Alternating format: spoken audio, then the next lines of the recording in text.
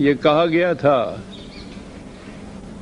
کہ سعادت مند اولاد ہوتی ہے، ماں باپ کے ساتھ حسن سلوک سے پیش آتی ہے، سن رشد کو پہنچتی ہے تو خدا سے دعا کرتی ہے کہ اسے اعمال صالحہ کی توفیق نصیب ہو اور وہ اسی کے مطابق اپنی اولاد کی بھی تربیت کرے۔ تو کہا کہ ایک تو اس قسم کی اولاد ہوتی ہے اور اس کے مقابلے میں ایک اولاد وہ ہوتی ہے کہ والذی قال لوالدیہ اف لکما اتعداننی ان اخرج وقد خلت القرون من قبلی، وہ ان سے کہتا ہے کہ کیا روز تم مجھے ڈراتے رہتے ہو، عذاب ہوگا، ثواب ہوگا، آخرت کی زندگی ہوگی، جہنم ہوگا۔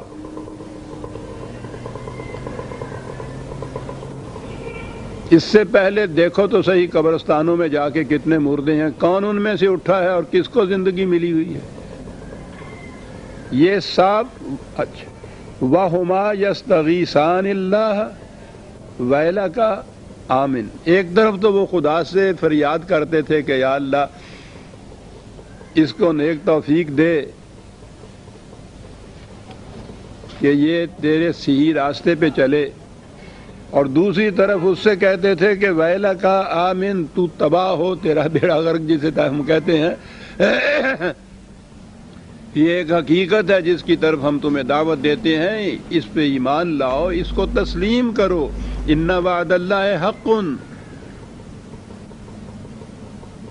یہ خدا کا قانون ہے، یہ اس کا وعدہ ہے، یہ حق ہے، یہ صحیح ہے، یہ صداقت پر مبنی ہے۔ فَيَقُولُ مَا هَذَا إِلَّا أَسَاطِيرُ الْأَوَّلِينَ، تو جواب میں وہ یہ کہتا تھا کہ یہ جو کچھ تم کہہ رہے ہو نا، یہ مرنے کے بعد کی زندگی اور خدا اور جہنم اور یہ سارے پہلے لوگوں کے بنائے ہوئے افسانے ہیں جو چلے آ رہے ہیں۔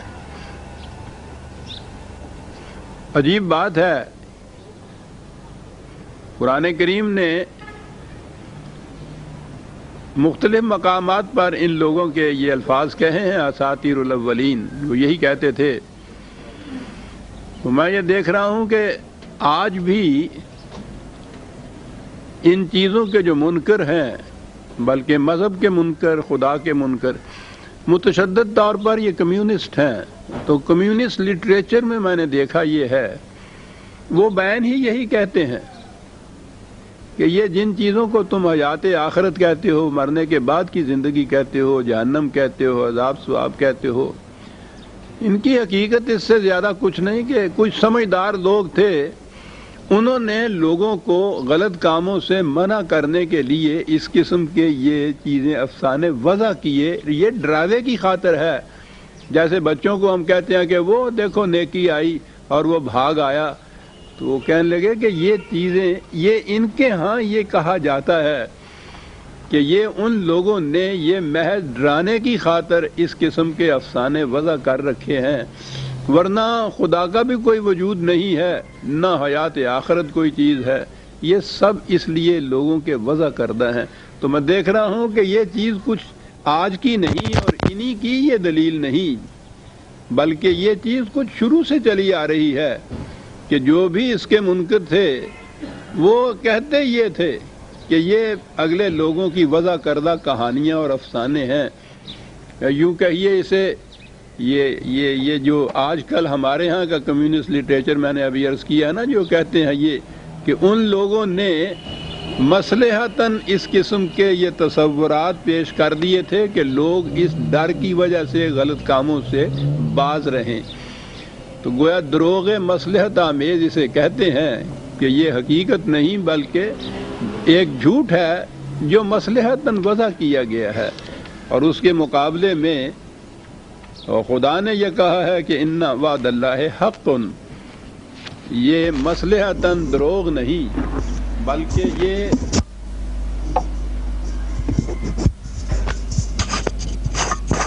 قوانین خداوندی ہے، حق پر مبنی ہے،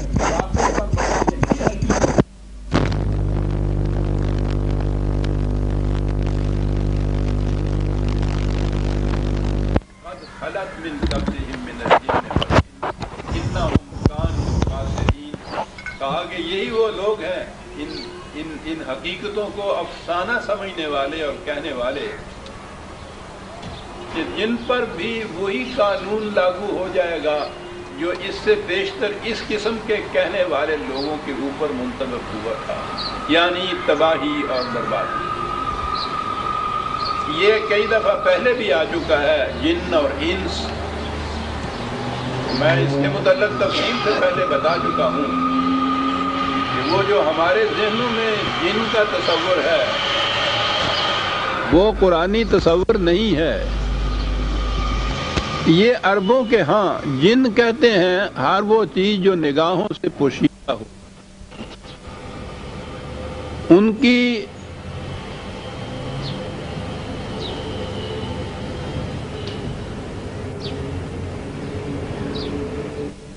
عربوں کے ہاں کی زندگی، شہری زندگی بہت کم تھی۔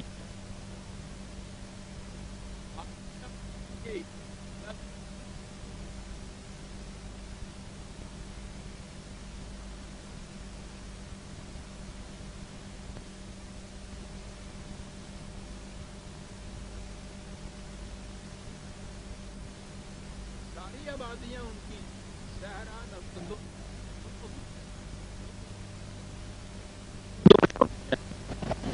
وہ بس بہت دور باہر رہتے تھے، نگاہوں سے اوجھل رہتے تھے۔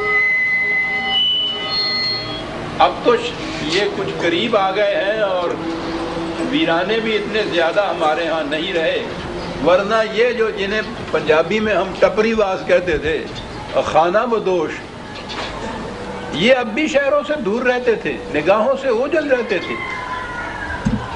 کم لوگوں نے ان کو کبھی دیکھا ہوگا، ان کی بستیوں میں جا کے دور رہتے تھے یہ۔ تو یہ جتنے اس زمانے میں صحرا نورد تھے، خانہ بدوش تھے، بستیوں سے دور رہنے والے لوگ تھے، عربی لٹریچر میں ان کی زبان میں ان کو جن کہتے تھے، نگاہوں سے پوشیدہ رہنے والے، اور انس کہتے ہیں متمدن طور پر آپس میں موانست رکھنے والے۔ تو شہری آبادیاں چونکہ متمدن آبادیاں تھیں، وہ انہیں انس کہتے تھے، اور وہ جو صحرائی آبادیاں تھیں خانہ نوردوں خانہ بدوشوں کی، ان کو وہ جن کہتے تھے۔ جن اور انس جہاں دونوں اکٹھی آئیں گے وہاں ان کے معنی ہوں گے متمدن آبادیاں اور صحرا نشینوں کی آبادیاں۔ جیسے ہمارے ہاں شہری اور دیہاتی کہا جاتا تھا اس سے پہلے، تو آبادیاں مل گئی ہیں، ان میں کچھ زیادہ فرق نہیں رہا، ورنہ اس سے پیشتر یہ خانہ بدوش تو ایک طرف رہے، شہری اور دیہاتی زندگی میں بڑا فرق ہوا کرتا تھا۔ تو یہ جہاں قرآن میں جن اور انس آئے گا تو وہاں ان سے مراد وہ دو آبادیاں ہوں گی،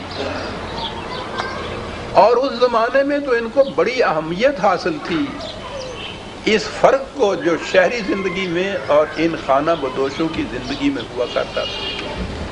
بالکل الگ الگ معاشرت تھی ان کی، الگ الگ نہج زندگی تھی ان دونوں کی، لہذا وہ جن والی بات یوں نہیں ہے۔ آگے یہیں میرا خیال ہے اسی سورہ میں بھی آگے آتا ہے، جن آئے تھے رسول اللہ کے پاس اور آپ نے ان کو قرآن سنایا تھا، اور پھر اس کے اوپر جب سوچ لیجئے کہ ایسی بات کہیں آ جائے اور جن کا تصور ہمارے ہاں ہو، اور پھر وہ جو روایات کے جو پھر افسانے اس کے اوپر وضع ہوتے ہیں، تو پوچھئے ہی نہیں کہ ان کی یہ جو ہے یہ اس قسم کی آیتیں جو آئی ہوئی ہیں کہ جن آئے تھے اور انہوں نے قرآن سنا تھا، اس کے اوپر آپ ہمارے ہاں کی روایتی تفاسیر میں دیکھیے کہ پھر کیا کیا عجیب و غریب چیزیں ان کے متعلق کہی گئی ہیں۔ یہ جس قدر بھی ہمارے ہاں تصوراتی جن ہے نا، وہ جو چمٹ جاتا ہے آ کے پھر اس کو نکالا جاتا ہے، یہ سارے ہمارے ذہن کے تراشیدہ افسانے ہیں۔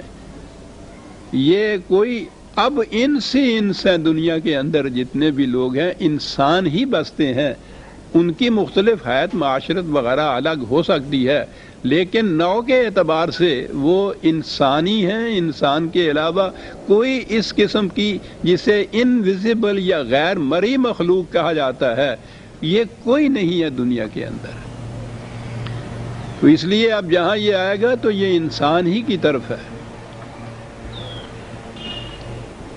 اور اس کے بعد قرآن نے یہ ایک اصول بیان کر دیا، وَلِكُلٍّ دَرَجَاتٌ مِّمَّا عَمِلُوا وَلِيُوَفِّيَهُمْ أَعْمَالَهُمْ وَهُمْ لَا يُظْلَمُونَ.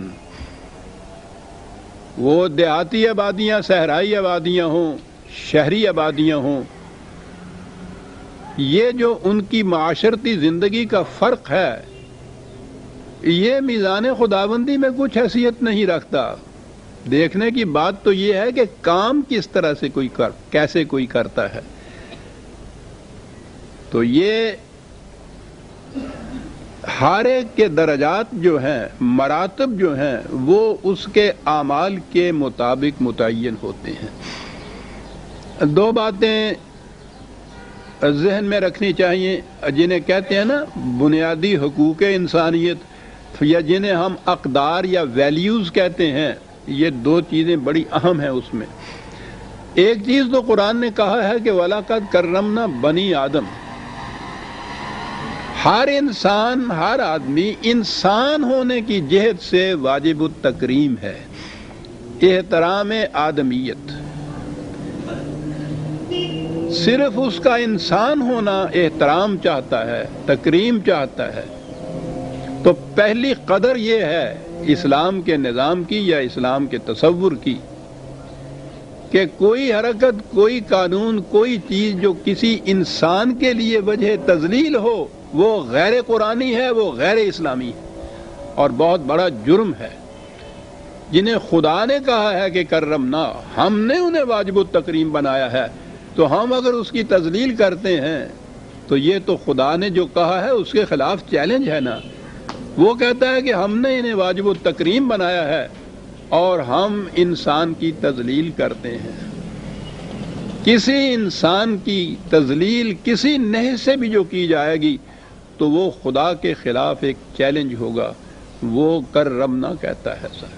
تو یہ تو ہوا بحیثیت انسان ہونے کے تکریم یا احترام انسانیت جسے آپ کہتے ہیں.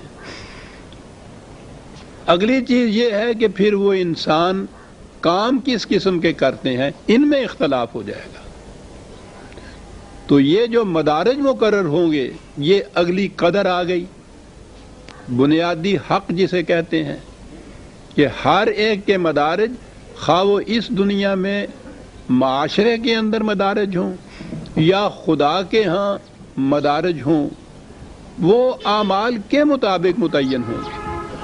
اس میں اب کوئی چیز کسی اور قسم کی نسبت جو ہے، یہ پیدائش کی نسبت، کسی سے رشتے کی نسبت، یہاں کے بارگاہوں کے مقرب ہونے کی نسبت، کوئی حیثیت اس میں نہیں ہے. یہاں کوئی نہ کسی کی سفارش ہے، نہ کسی کی نسبت اضافی جو ہے وہ کوئی کام نہیں دے سکتی. انسان ہونے کی جہت سے تمام انسان یکساں واجب التکریم اور مدارج جو ہیں وہ متعین ہوں گے صرف اعمال کی روح سے. اس میں کوئی اور کنسیڈریشن نہیں ہوگا. یہ دوسری قدر ہے، ویلیو ہے اسلامی نظام کی، اور یہ دوسرا حق ہے ہر انسان کا. جیسے محض انسان ہونے کی جہت سے اس کا حق ہے، ایز آف رائٹ وہ ڈیمانڈ کر سکتا ہے تکریم اور احترام. کہیں اگر تذلیل اس کی ہوئی ہے اور وہ واقع اسلامی نظام ہے تو وہ عدالت کی طرف رجوع کر کے اس کے خلاف چیلنج کر سکتا ہے وہاں، اور یہ جرم ہوگا. اور مدارج کا جہاں تک تعین ہے وہ اعمال کی روح سے ہوگا. اگر کوئی اور کنسیڈریشن درمیان میں آ گئے اور اس کی روح سے مدارج کا اور مناسب کا تعین کیا گیا تو یہ بھی قرآن کے خلاف ہوگا. یہ بڑی بڑی باتیں تو جانے دیجئے، یہی دو بنیادی چیزیں لے لیجئے کہ جس معاشرے میں یہ دو بنیادی چیزیں ہوں کہ ہر انسان کی عزت اور احترام انسان ہونے کی جہت سے ہوتی ہو، اور پھر مدارج اور مناسب کا تعین اعمال کی روح سے ہوتا ہو کہ کام وہ کیسے کرتا ہے. آپ غور کیجئے کہ وہ معاشرہ کس قدر جنتی معاشرہ نہیں ہو جائے گا سر. تو کہا کہ وَلِكُلٍّ دَرَجَاتٌ مِّمَّا عَمِلُوا. وَلَيُوَفِّيَهُمْ أَعْمَالَهُمْ وَهُمْ لَا يُظْلَمُونَ، ہر ایک کے کام کا پورا پورا بدلہ اسے دیا جائے گا اور کسی پر کسی قسم کی زیادتی نہیں ہوگی۔ میں نے عرض کیا تھا کہ بنیادی طور پہ ظلم کے معنی ہوتے ہیں کہ جس مقام پر کسی چیز کو ہونا چاہیے اسے اس مقام پہ نہ رکھا جائے۔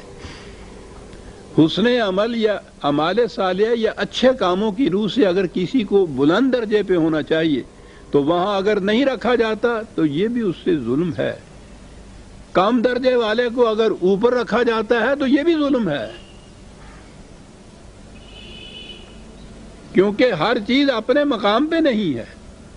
تو اب یہ تیسری چیز اگر آپ لے لیں گے تو پھر تو اس معاشرے کا نقشہ کچھ اور ہوگا کہ ہر شے اس مقام پر جہاں اسے رہنا چاہیے۔ یہ جو ہم جتنا بھی معاشرے میں فساد ہوتا ہے، روتے ہیں ہم، چیختے ہیں، بے انصافیاں جسے کہتے ہیں، وہ ہوتا کیا ہے کہ جو شے جہاں ہونی چاہیے وہ وہاں نہیں ہوتی، یا بلا استحقاق وہ اوپر ہوتی ہے، یا اس کے حقوق کو غصب کر کے اسے نیچے لایا جاتا ہے۔ یہی ہے نا رونا جو ہم روتے ہیں کہ صاحب یہ جتنے حقدار وہاں تھے، مستحق تھے، ان کو تو اگنور کر دیا گیا اور وہ ایک کی سفارش آ گئی اور یا فلاں کا وہ رشتہ دار تھا، وہ اس کو پروموشن مل گئی۔ پورا نظام بگڑ جاتا ہے اس ایک حرکت سے۔ اور جہاں یہ ہو کہ ہر ایک کا کام جو ہے اس کا پورا پورا اس کو نتیجہ ملے گا، اسی کے مطابق یہ ساری چیزیں جسے ہم نے پروموشن کہی ہے، مدارج کا تعین ہوگا اور انسان ہونے کی جہت سے اس کی تکریم اور احترام ہوگا۔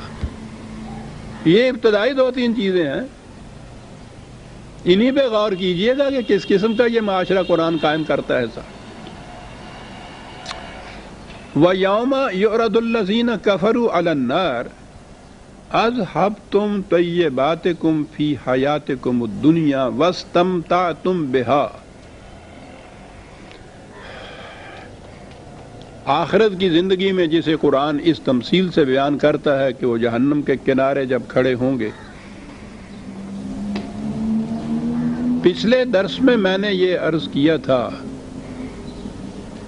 کہ قرآن کریم نے کس طرح قانون ارتقاء یعنی میزان کا تصور دیا ہے، اعمال کے تلنے کا تصور دیا ہے، ذرہ ذرہ عمل کا سامنے آئے گا اور اس کے نتائج سامنے ہوں گے۔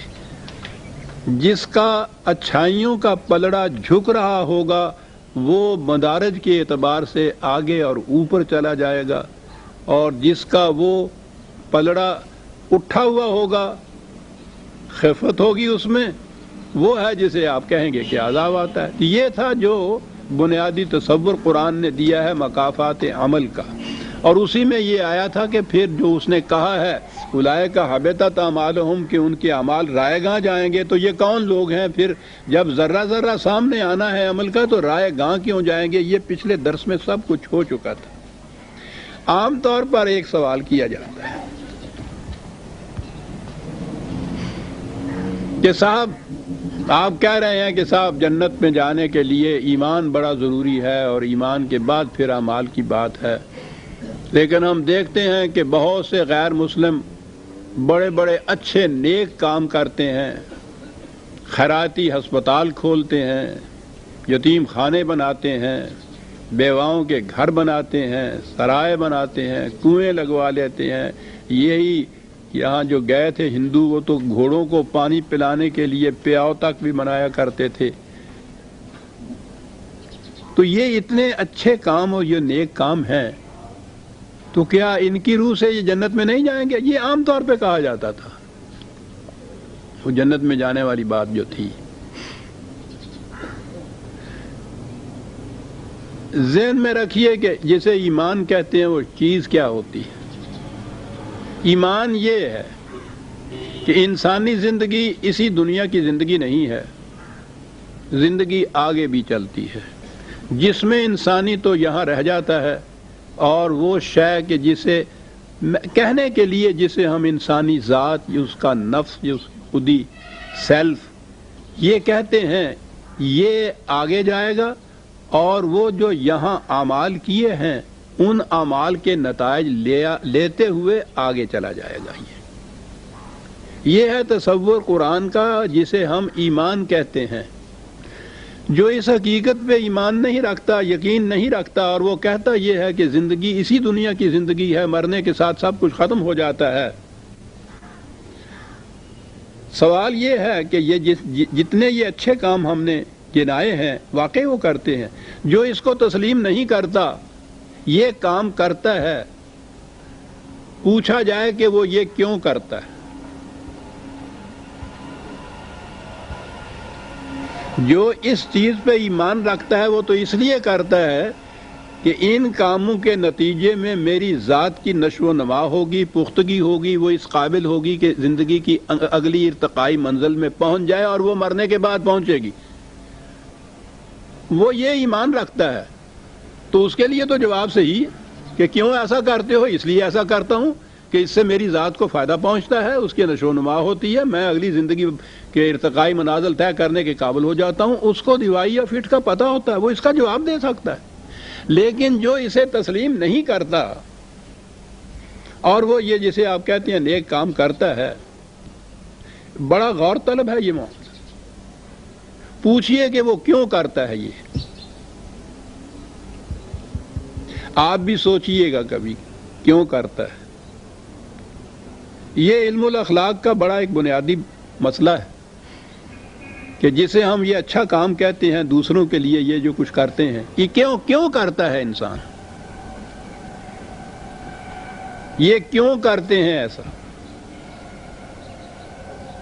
یہی کہیں گے نا یا تو وہ کہ صاحب ہم اسے اچھا سمجھتے ہیں اس لیے ہم کرتے ہیں، اس کے کرنے سے ان کا اپنا اطمینان ہو گیا کہ ہم نے اچھا کام کر لیا، یہی ہوگا نا، اطمینان ہو گیا۔ یا معاشرے میں شہرت اور عزت حاصل ہونے کی بات، سب سے بڑا جذبہ محرکہ تو یہ ہوتا ہے۔ شعوری یا غیر شعوری طور پر معاشرے میں یہ جو اس کی عزت و تکریم ہوتی ہے ان کاموں کی وجہ سے، یہ جذبہ محرکہ بھی ہوتا ہے۔ غور کیجئے گا، کوئی اور بات سمجھ میں نہیں آ سکتی۔ اس ایشو کے اوپر، اس پرابلم کے اوپر یہ جو علم الاخلاق والے ہیں نا، انہوں نے بڑی لمبی چوڑی باتیں کی ہیں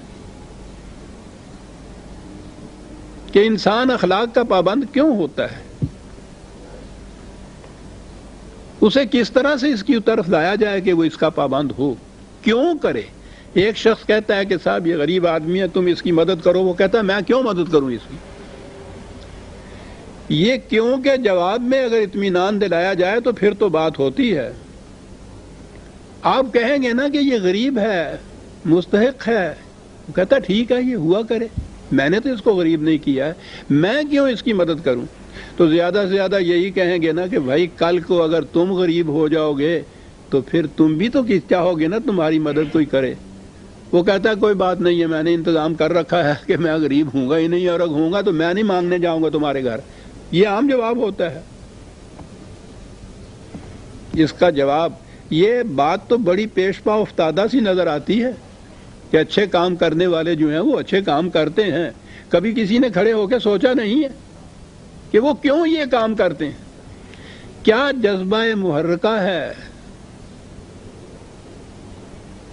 اچھے کام کرنے کا؟ کیوں کرتے ہیں؟ میں نے عرض کیا کہ جو یہ مانتا ہے حیات آخرت کو، قانون مکافات عمل اور انسانی ذات کو، وہ تو کیوں کا جواب دیتا ہے، دے سکتا ہے۔ جو اسے نہیں مانتا وہ اس کیوں کا جواب دے نہیں سکتا۔ جواب دے گا تو میں نے عرض کیا ہے، یا تو یہ چیز ہے کہ صاحب مجھے اچھا لگتا ہے، مجھے اس سے خوشی ہوتی ہے، مجھے اس سے اطمینان ہوتا ہے، تو اپنی خوشی اور اطمینان کی خاطر کرتا ہے، یا معاشرے میں عزت حاصل ہوتی ہے، بیشتر تو اس لیے ہوتا ہے۔ دوسرے پھر اس عزت حاصل کرنے کے لیے وہ بھی اس کی تقلید کرتے ہیں۔ وہ یہاں ایک سب اوورسیئر یا اوورسیئر تھا، یہ سر گنگا رام جتنے کہتے ہیں تھا، مرمرا بھی گئے، آج تک بھی سر گنگا رام ہاسپٹل چلا آ رہا ہے، اور لوگوں کے ذہن میں ہے کہ صاحب دیکھو نا ایسا کرنے سے زندگی میں بھی بڑی عزت ملی وہ سر کا خطاب بھی مل گیا اور مرنے کے بعد بھی گنگا رام ہاسپٹل چلا جاتا ہے. تو یہ جذبہ محرکہ ہو جاتا ہے معاشرے میں عزت کا مقام حاصل ہونا، اور یہ بڑا جذبہ ہے حقیقت یہ ہے.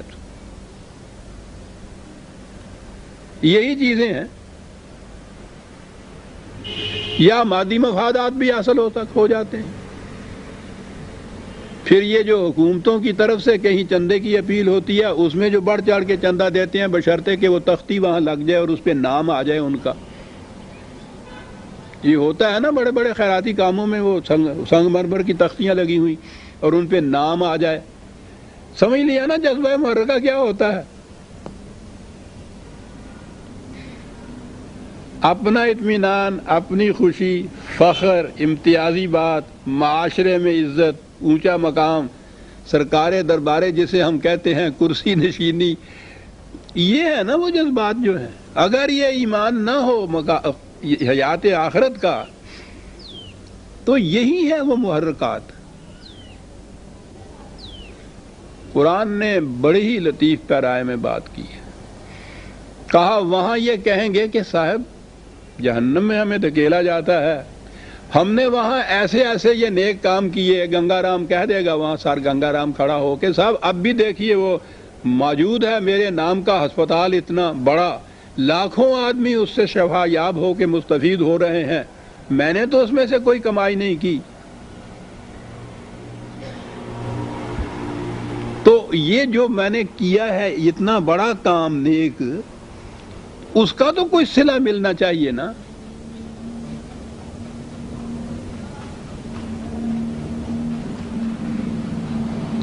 غالب تو کچھ اور ہی صلہ مانگتا تھا، بڑا عجیب شخص. نہ کردہ گناہوں کی بھی حسرت کی ملے داد.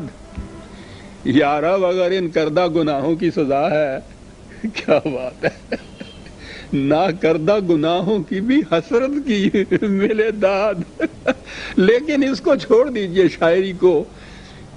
سر گنگا رام تو کہہ سکتا ہے نا وہاں کھڑا ہو کے کہ صاحب بتائیے یہ نیک کام تھا یا نہیں. ٹھیک ہے میں نے یہ کیا، تو اس کا کوئی صلہ، کوئی معاوضہ، کوئی اجر تھا. آپ نے تو ابھی ابھی کہا ہے کہ ہر ایک کے عمل کا پورا پورا بدلہ ملے گا، تو مجھے یہ بدلہ کیوں نہیں مل رہا؟ تو جواب وہ ہے جو میں نے پہلے کہا کہ تم نے یہ کام کیا کیوں تھا. تم تو نہ آخرت کو مانتے تھے، نہ جہنم کو مانتے تھے، نہ خدا کو مانتے تھے. یہ ان کی بات ہو رہی ہے. پھر کیوں کیا تھا؟ تو کیونکہ جب تجزیہ کیا جائے گا عزیزان من، تو بات یہی آئے گی نا کہ مجھے اچھا لگا تو مجھے اس سے اطمینان ہو گیا، یا معاشرے کے اندر میری اتنی بڑی عزت ہو گئی تو کہا کہ تم نے جس مقصد کے لیے کام کیا تھا وہ تو پورا ہو گیا، وہاں حاصل کر لیا، صلہ تو وہی تھا، تمہارے کام تھا، اب اور کیا مانگتے ہو یہاں. کیا بات ہے. اذھبتم طیباتکم فی حیاتکم الدنیا واستمتعتم بہا. تم نے اچھے کام کیے، اچھے کام کا جو جذبہ محرکہ اور جو تم صلہ چاہتے تھے وہاں، وہ صلہ تمہیں مل گیا. مرنے کے بعد تم بھی تمہارے عقیدے کے مطابق ختم ہو گئے، تمہارے وہ اعمال بھی ختم ہو گئے. اب یہاں ہم سے کیا مانگتے ہو؟ کیا لائے ہو ساتھ؟ کیا بات ہے صاحب. اذھبتم، زندگی محض اسی دنیا کی زندگی کو سمجھنا، پھر دوسری زندگی وہ ہے کہ وہ حیات آخرت کو بھی ساتھ سمجھنا. یہ زندگی کے جس کا تعلق اعمال سے ہے، بڑا ایک لطیف فرق ہے. شعر تو وہ غزل کا ہے، لیکن اس میں فرق بڑا لطیف بیان کیا گیا. میں اپنے الفاظ میں بھی بیان کر سکتا ہوں، کروں گا، لیکن وہ بڑا برجستہ ہے جو جلدی سمجھ میں بات آ جائے گی. دو چیزوں میں فرق. جی لیا 4 دن جوانی میں، زندگی عمر بھر نہیں ہوتی.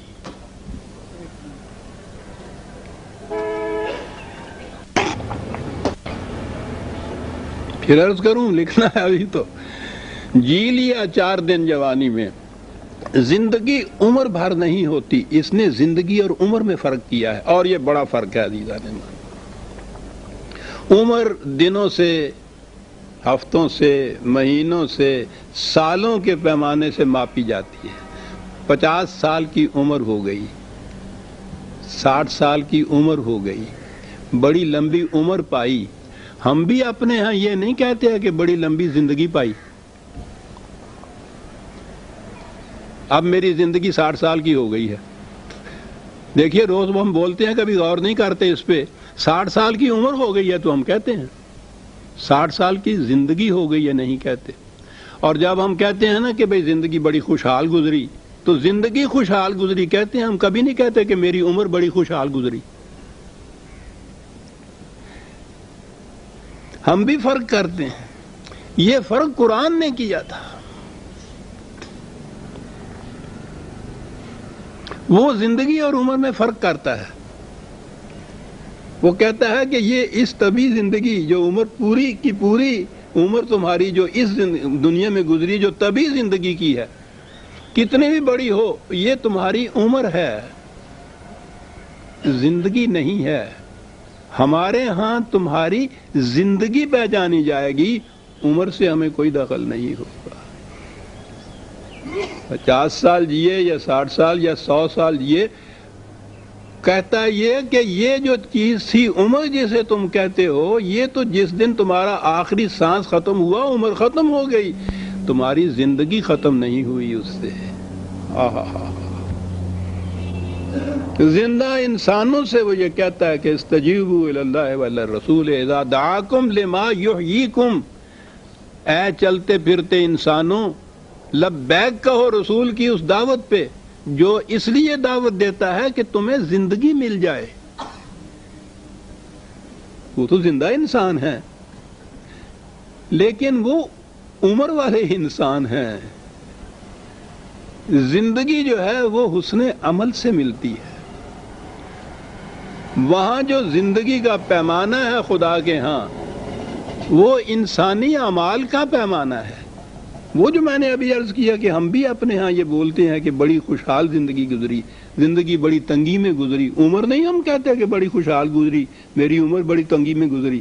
فرق کرتے ہیں ہم، عمر بڑی لمبی پائی لیکن زندگی بڑی تنگی میں گزری، دونوں میں فرق ہے۔ یہ جو چیز ہے نا زندگی، یہ ہے اصل حیات، ان الآخرۃ لحیوان۔ کہتا ہے زندگی کا تو لفظ ہی اس پہ بولنا چاہیے جو عمل سے مرتب ہو کے آتی ہے۔ عمل سے زندگی بنتی ہے، جنت بھی جہنم بھی۔ اچھی خوراک کھانے سے، اچھی طرح رہنے سہنے سے، دوائیاں کھانے سے تو عمر بڑھتی ہے، زندگی نہیں بڑھتی۔ عمل سے زندگی بنتی ہے، جنت بھی جہنم بھی۔ یہ خاکی اپنی فطرت میں نہ نوری ہے نہ ناری ہے، عمل سے زندگی بنتی ہے۔ میں فرق کر رہا تھا عمر میں اور زندگی میں، یہ فرق قرآن نے کیا ہے۔ زندہ چلتے پھرتے انسانوں کو وہ کہتا ہے کہ آؤ تمہیں میں زندگی عطا کروں۔ زندہ انسانوں سے کہنا تمہیں زندگی عطا کروں، عمر اور زندگی میں فرق کر رہا ہے۔ انسان مرتا ہے تو اس کی عمر ختم ہوتی ہے، اس کی زندگی ختم نہیں ہوتی۔ عمر طبی اسباب سے مرتب ہوتی ہے اور اسی سے ختم ہوتی ہے۔ زندگی حسن عمل سے ترتیب پاتی ہے اور حسن عمل ساتھ جاتے ہیں انسان کے۔ تو جو اسے نہیں مانتا، زندگی کو جو ساتھ جانے والی ہے، اس کے سارے اعمال جتنے ہیں وہ عمر سے متعلق ہوتے ہیں۔ عمر ختم ہوتی ہے تو وہ اعمال بھی ختم ہوتے ہیں، ان کے نتائج بھی ختم ہو جاتے ہیں۔ سب ابھی جو میں نے عرض کیا کہ اچھے کام کرنے سے اپنا اطمینان ہوا، اپنی خوشی حاصل ہو گئی، معاشرے میں عزت حاصل ہو گئی، نام ہوا دنیا کے اندر، ڈنکا بجا آسمان تک، سب کچھ ہوا، زندگی نہیں۔ کس حسین انداز میں قرآن نے کہا ہے کہ وہ وہاں کھڑا ہو کے کہے گا کہ میں نے اتنے اچھے کام کیے ہیں، دنیا اس کی شہادت دے رہی ہے، تو مجھے ان کا بھی تو کچھ صلہ ملنا چاہیے۔ کہا کہ وہ تمہاری طبی زندگی یا طبی عمر جسے آپ کہتے ہیں، اس کے وہ کام تھے تم نے اپنی طبی عمر کے اعتبار سے اس کا جو صلہ، اس کی جو جزا، اس کے جو نتائج سے وہ لے لیے، وہاں تمہاری عمر ختم ہو گئی اور وہ اعمال ختم ہو گئے، وہ سب کچھ تم وہاں لے چکے ہوئے ہو۔ بلکہ آج ہب تم ہے، اس کے معنی ہوتے ہیں کہ ضائع کر چکے ہوئے ہو، تم خود ہی ضائع کر چکے ہو۔ تو اب یہاں سے ایک بڑا بنیادی نقطہ آیا عزیزان من، حسن عمل کا اگر جذبہ محرکہ اپنا اطمینان، اپنی خوشی یا شہرت ہے معاشرے کی، تو یہ پھر زندگی اس سے نہیں بنتی۔ اس کا تو جذبہ محرکہ اس سے بہت اونچا ہونا چاہیے۔ وہ زندگی جو عمل سے بنتی ہے تو وہ کیا بن جاتی ہے؟ جنت بھی جہنم بھی، اسے زندگی کہتے ہیں۔ اور یہ جو طبی سانس لینے والی چیز ہے وہ عمر کہلاتی ہے۔ تیرا دین نفس شماری، میرا دین نفس گدازی۔ بڑے باریک اصطلاحیں ہیں اس شخص کے ہاں بھی صاحب۔ طیباتکم فی حیاتکم الدنیا واستمتعتم بها فالیوم تجزون عذاب الہون بما کنتم تستکبرون فی الارض بغیر الحق وبما کنتم تفسقون۔ کہا وہاں تم اس زندگی میں بڑائی چاہتے تھے، اقتدار چاہتے تھے، استکبار چاہتے تھے، بغیر تعمیری نتائج پیدا کیے ہوئے۔ الحق کو چھوڑ کر تم چاہتے تھے کہ تمہیں بڑائی مل جائے۔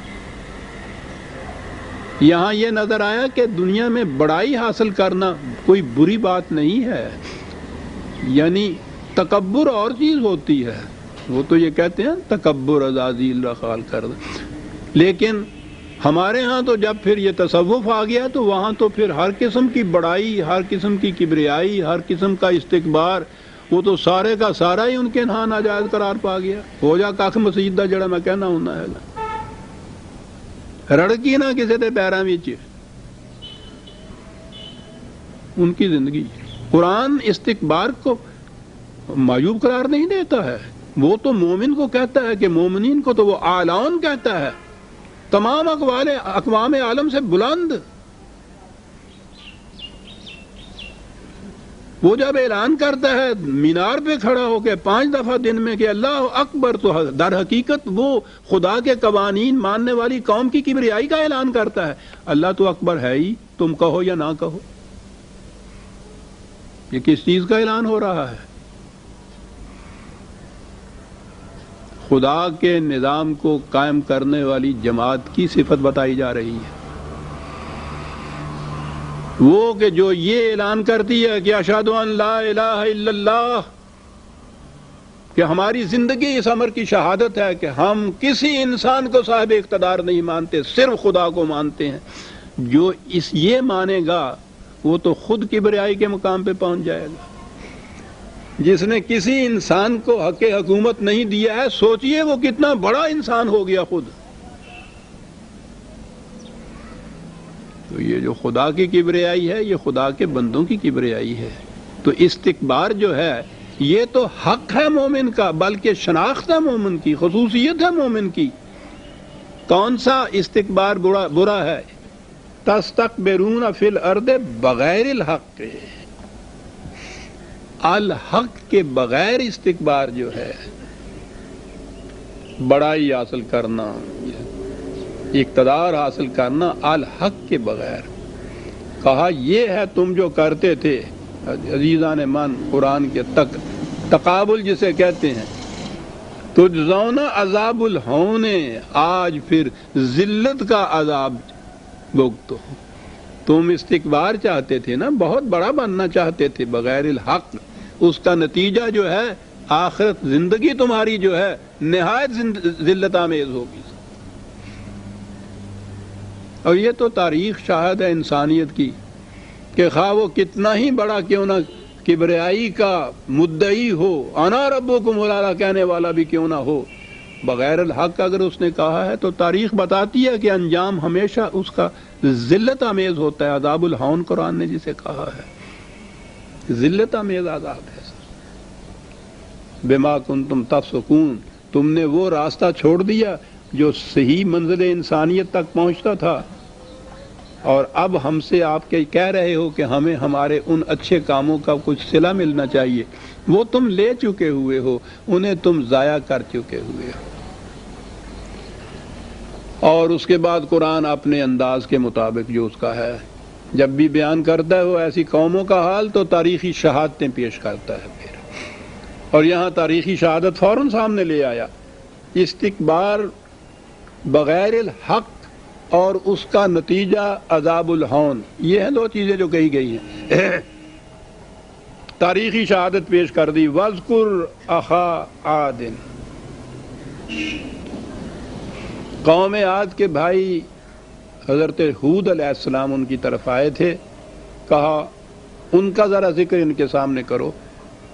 یہ جو قرآن کریم میں جن گزشتہ سابقہ قوموں کا یا انبیاء کا ذکر آیا ہے، یہ وہ تھے جن سے حضور کے مخاطب عرب اچھی طرح سے متعارف تھے، وہ ان کو جانتے تھے، ان کی کہانیاں، ان کی داستانیں ان کے ہاں ازبر تھیں، ان کے ہاں زمانہ قبل اسلام کے جو لٹریچر ہے وہ شاعری کا ہی لٹریچر ہے، ان کے شعروں کے اندر ان تمام کی داستانیں تھیں۔ یہ جن راہ گزروں کے اوپر سفر کیا کرتے تھے، وہاں راستے میں ان کی بستیوں کے کھنڈرات ملتے تھے، تو ظاہر ہے کہ جہاں وہ سفر کریں اور کھنڈر راستے میں آئیں تو پھر تو سفر میں باتیں ہی ان کی ہوں گی نا جن کے وہ کھنڈر تھے۔ اس لیے ان اقوام اور ان انبیاء کی کہانیاں، قوائف حیات اس زمانے کے عربوں کو ازبر تھی، انہی کا ذکر بار بار آتا ہے قرآن میں۔ اگر وہ یہ کہتے کہ تم دیکھو تو صحیح کنفیوشس نے اپنی قوم سے کیا کہا اور اس چینی قوم کا کیا حشر ہوا، تو عرب تو پہلے یہ پوچھیں گے کہ حضور یہ کنفیوشس ہے کیا بھلا، اب پہلے یہ سمجھانا پڑے گا، اور پھر یہ اثر انگیز ہی نہیں ہوگی جو اس طرح کی داستان آپ سنائیں گے۔ جن بستیوں کے کھنڈرات کو وہ روز اپنی آنکھوں سے دیکھیں گے، وہ تو عبرت کا ایک جیتا جاگتا محسوس مرقع ہوتا ہے جو انسان کے سامنے آتا ہے۔ اسی لیے قرآن نے صرف ان انبیاء اور ان اقوام کا ذکر کیا ہے جن سے یہ مخاطب جو تھے یا ولی حضور کے وہ متعارف تھے۔ قوم عاد، وَقَدْ خَلَتِ النُّذُرُ مِن بَيْنِ يَدَيْهِ وَخَلِيفٍ، وہ پہلا ہی پیغمبر نہیں ہے جو جس کا ہم ذکر کر رہے ہیں، ان سے پہلے بھی بہت سے پیغمبر گزرے تھے، ان کے بعد بھی بہت سے آئے تھے۔ ہاں ٹھنڈا ہو جائے گا۔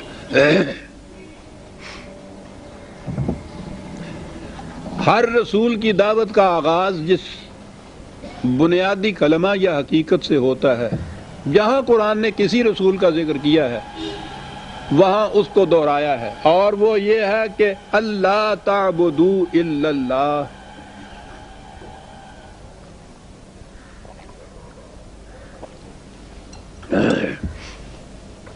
اور وہ یہ کہ خدا کے سوا کسی کو حق حکومت حاصل نہیں ہے، الہ۔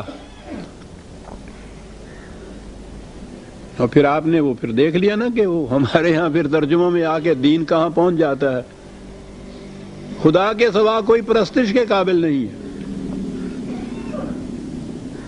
الہ جو ہے معبود بن گیا، پرستش، عبادت پرستش ہو گئی، پوجا ہو گئی، بس پرستش جو ہے یہ صرف خدا کی کر چھوڑو، وہ بس مقصد حاصل ہو گیا۔ پرستش کیا ہوتی ہے؟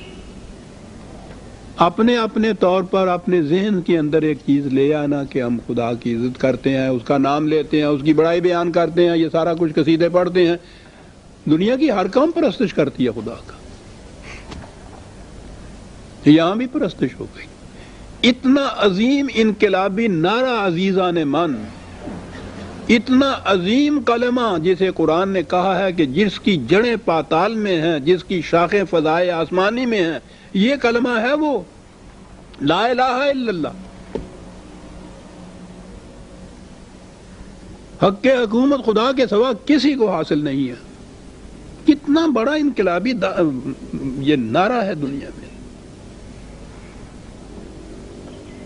دین میں یہ تھا مطلب اس کا، مذہب آیا تو خدا کے متعلق اس کو بنایا معبود، عبادت کے معنی ہوئے پرستش، اور اس کے بعد ہوئی کہ پرستش خدا کے سوا کسی کی جائز نہیں ہے۔ اور ہو گئے مطمئن مسلمان. ذلیل سے ذلیل قوموں کی بھی ذلت آمیز اطاعت قبول کی، محکومیت قبول کی. نماز روزے کی اجازت اگر مل گئی تو اسلام کا حق ادا ہو گیا، کیونکہ پرستش تو خدا کی ہوئی نا. پھر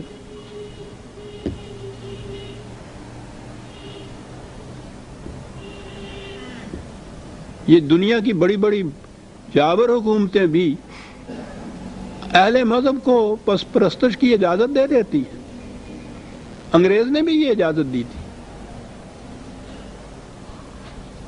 حتیٰ کہ یہ جو جنگ تھی ہماری تحریک پاکستان کی ہندوستان میں، وہاں بھی یہی سوال آ رہا تھا.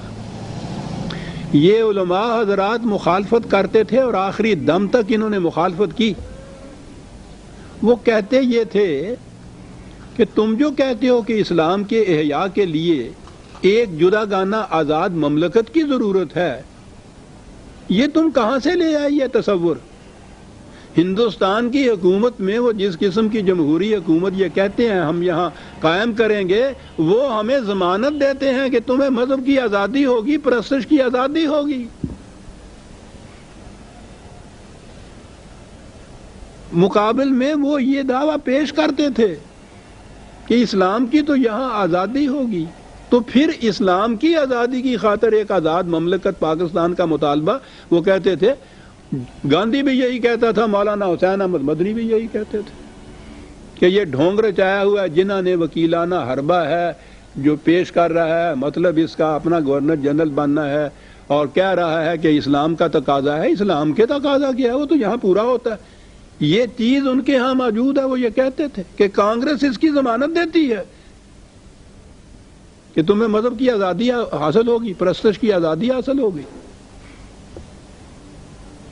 وہی چیز جسے اقبال نے پھر رد کرتے ہوئے علامہ اقبال کا جو بیان ہے مولانا حسین احمد مدنی کے اس دعوے کے خلاف، وہ تو ایک تاریخ کی ثبت کی، لیکن ہمیں اب کیا یاد رہ سکتا ہے؟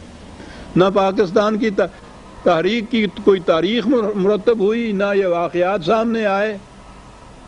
جنہوں نے دیکھا ہے بہت آگے گئے، باقی جو ہیں تیار بیٹھے ہیں. وہ اگلے دنوں وہ پیر علی محمد راشدی نے، آپ نے پڑھا ہوگا جنگ میں، اس نے لکھا ہے کہ وہ سرکاری، میں اپنے ذات کے متعلق نہیں کہہ رہا، میں کہہ رہا ہوں کہ یہ سلسلہ بھی ختم ہو رہا ہے. اس نے لکھا تھا کہ سینٹرل گورنمنٹ سرونٹس جو تھے ان میں سے صرف 2 تھے جنہوں نے کھل کر تحریک پاکستان کا ساتھ دیا تھا.